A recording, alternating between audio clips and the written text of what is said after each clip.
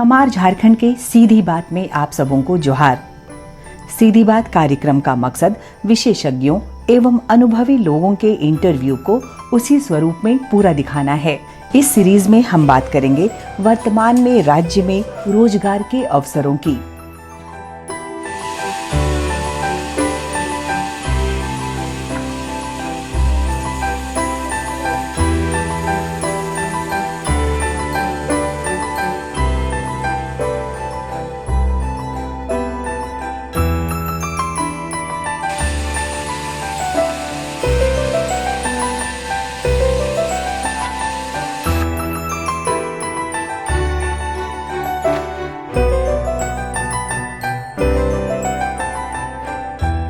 पूरे भारत वर्ष की अर्थव्यवस्था कोरोना काल के दौरान पूरी तरह से ध्वस्त हो चुकी है, ये मानने में कोई संकोच नहीं है।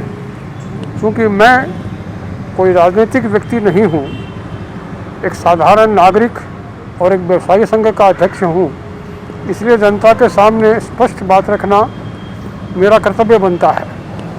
और हमारे झारखंड राज्य में भी कोरोना के कारण अर्थव्यवस्था पूरी तरह से ध्वस्त हो चुकी है।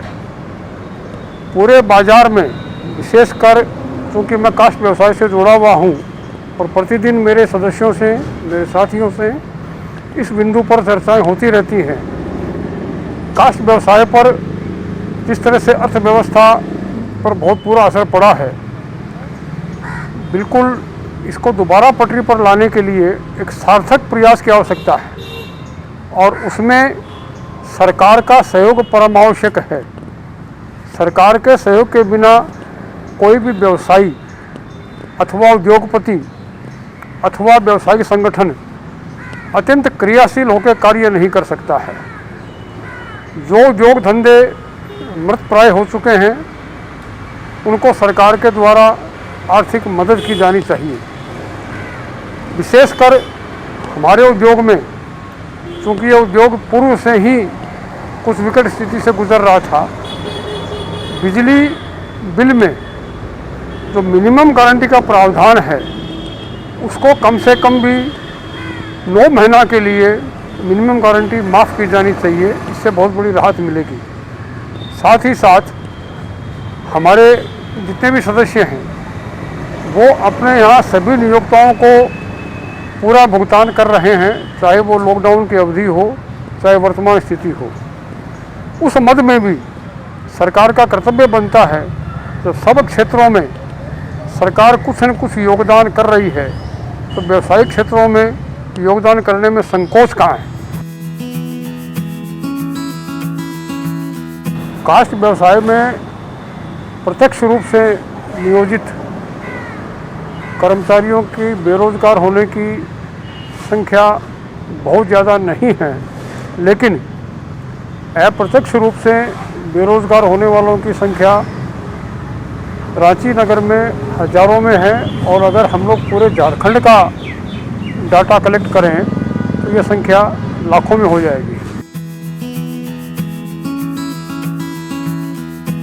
झारखंड सरकार की ये योजना सुनने में बहुत अच्छी लगती है, लेकिन विगत वर्षों का जो अनुभव रहा है, सरकारी योजनाएं धरातल पर बहुत ही कम उतरा करती हैं।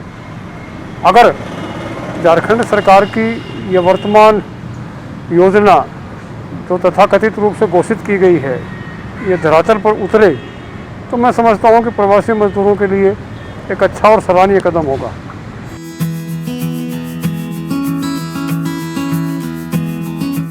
मेरा स्पष्ट मानना है कि अर्थव्यवस्था का मेरुदंड व्यवसायी वर्ग ही है और उद्योगपति वर्ग ही है। और ये खेद का विषय है कि इस वर्ग को साथ में लेकर के सरकार चलना नहीं चाहती है, कारण जो भी हो।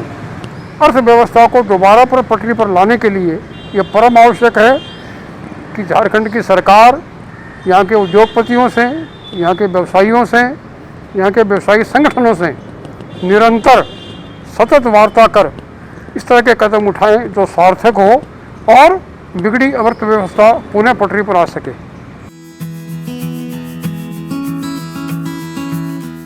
वर्तमान में झारखंड में प्रतिदिन कोरोना की बढ़ती हुई संख्या को हम देख पा रहे हैं। मैं आपके इस माध्यम से आम जनता से, सभी नागरिकों से, सभी व्यवसायिक बंधुओं से, सभी उद्योगपतियों से, सभी कर्मचारियों से ये अपील करना चाहता हूँ कि अनलॉक के समय अपना आवश्यक कार्य करते हुए लॉकडाउन से संबंधित, कोरोना से संबंधित जो नियमावली है, जो सरकारी गाइडलाइन है, उसका पालन सुनिश्चित करें।